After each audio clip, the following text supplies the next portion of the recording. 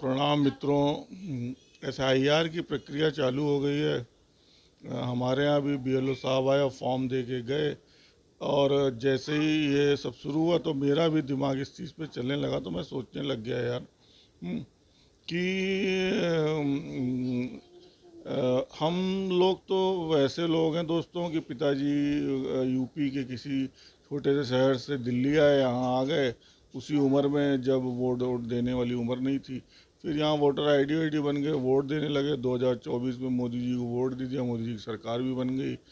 जबकि 400 पार जाना था, 400 तो नहीं 240 पे रुक गई। हैं, खैर उस समय तो हम लोग वो भी करते थे।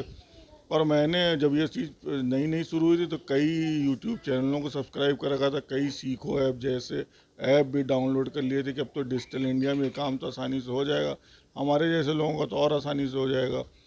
खैर बीएलओ साहब आए, उन्होंने समझाया भी, उनकी बात समझ में भी आएगा कि बहुत आसानी से हो भी जाएगा। हैं, तो खैर मैंने ईसीआई का ऐप भी डाउनलोड कर लिया, उसमें सब अपना डिटेल विटेल भर भी दिया। जब ये सारा कुछ किया हुआ है और 2-3 दिन से सोशल मीडिया पर देख रहा हूँ, तो ये देख के मेरी समझ में ये नहीं आ रहा है कि यार ये जब हमारे जैसे लोगों को ये समस्या आएगी कि इतना सीखो ऐप और ये ऐप उनकी रील इनकी रील से समझना पड़ेगा, 10 बार बीएलओ से मत्था मारना पड़ेगा, जिन्होंने 2024 में यहीं वोट दिया है मोदी जी को। उसके बाद प्रदेश का चुनाव हुआ है, जहाँ भाजपा जीती है। और तो उन लोगों को जो बेचारे न पढ़े लिखे हैं, जिनकी कोई समझ में नहीं आ रहा, जो दिल्ली से सुदूर कहीं जंगल में बैठे हुए हैं, उनके वोट का क्या ही हो रहा होगा। फिर तब मुझे राहुल गांधी जी की बात, वोट चोरी वाली विपक्ष जो बात करता है, तो इसमें तो मेरा ये कहना है कि विपक्ष को एकदम अलर्ट हो जाना चाहिए खुद।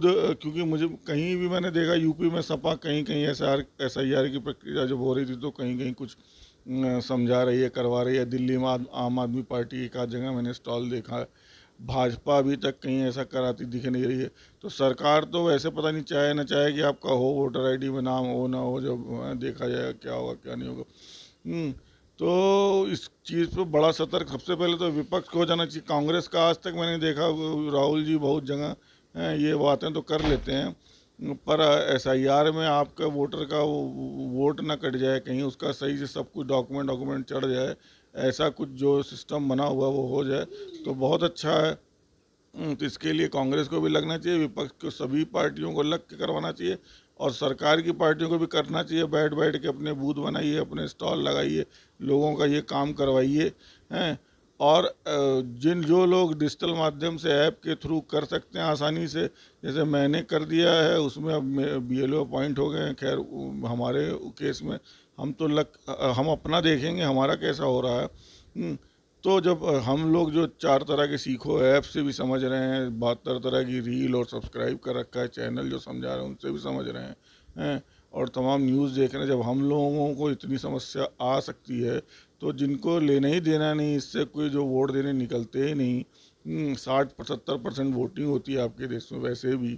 तो ये तो एक तो सरकारों को सुनिश्चित करना चाहिए, ये आपका एकदम बेसिक राइट है वोट देना। वोट, और उसमें ऐसी तो कोई बात ही नहीं कि इस बार नहीं दिया अगली बार देंगे, ऐसी भी बात मैं सुन रहा हूँ कहीं नहीं कहीं इलेक्शन कमीशन की तरफ से आ रही है। तो ये सब तो नहीं होना चाहिए एकदम यार, ये संविधान का मजाक ही बना के रख देने के मूड में है क्या सब लोग, आप लोग पक्ष विपक्ष।